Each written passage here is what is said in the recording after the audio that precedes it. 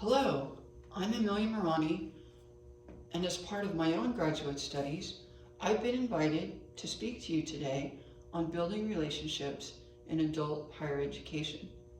In preparing for this talk, I researched the topic, I reflected on my own experience as both a student and as an instructor, and I considered the discussions of my graduate peers in the relevant course. Why? Why is building trusting relationships between instructors and students important?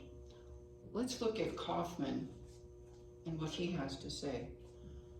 Building positive relationships creates motivation. Students will be motivated to learn. Studies show, and Kaufman suggests, that biochemistry, more particularly dopamine, is a motivator for learning when positive relationships are present. Are there additional motivations? Of course. Johnston and Rivera conclude that vocational goals/needs most frequently direct adults into continuing education. What else do these positive relationships create? A safe place to learn, to make mistakes, to not know everything to begin with. Not only do the positive relationships create, they also avoid. Missing assignments are avoided. Perhaps a student, in the absence of these positive relationships, a student may not even complete the course. Positive relationships will help avoid negative comments and discussion, and perhaps even avoid frustration and aggression. Positive relationships will create motivation, a safe place. They'll avoid missing assignments. What will we end up with? Improved classroom environment, conducive to learning, greater contributors to collaborative learning, and greater individual learning. How? How are we going to build these positive relationships? Let's turn to Kaufman again for best practices in building these relationships and building rapport with the learners in our class. How to do it.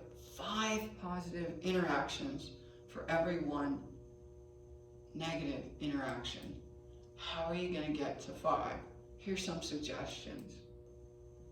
Give praise. Give praise for working hard, for completing work, for helping a classmate. A greeting, a simple greeting. Hey Kylie, in person. Hey Kylie, typed in the chat. Hey Kylie, in a discussion post for asynchronous learning. Let that be the first thing your student reads. Ask about their hobbies or interests.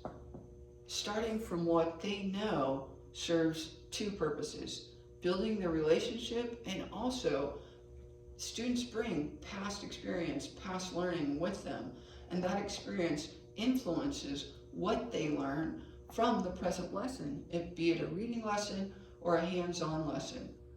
Students bring a lot of past learning with them that we as teachers can build on.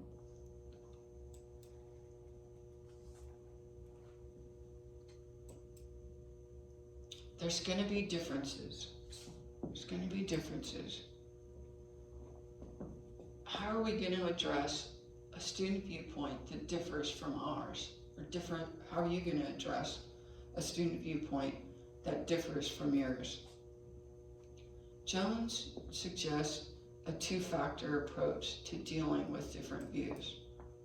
First, consider, is the different viewpoint offensive to others in the class? If so, turn to the expectations for class discussion. If not, embrace an alternative view, not to adopt it, but to respect the thoughts and ideas of others. Try to further the conversation, such as asking if anyone has a similar view, maybe a slightly different view. Ask if anyone feels that they have an opposite view. In what way opposite? Highlight your own view, the student's view, and ask for additional alternative views. If we implement these practices of positive relationships in our classroom, what's that going to reflect? Supporting these differences, supporting, in turn, culture and diversity in my classroom supports the Christian worldview. There's so many verses in the Bible that speak to this question. I've chosen 3. God created man in his image, every man. Genesis chapter 1, verse 27. There is neither Jew nor Gentile, nor slave nor free, nor is there male or female, for you are all one in Christ Jesus. Galatians chapter 3, verse 28. And perhaps my favorite, John chapter 13, verse 34, love one another. Embracing differences helps us love one another. Closing.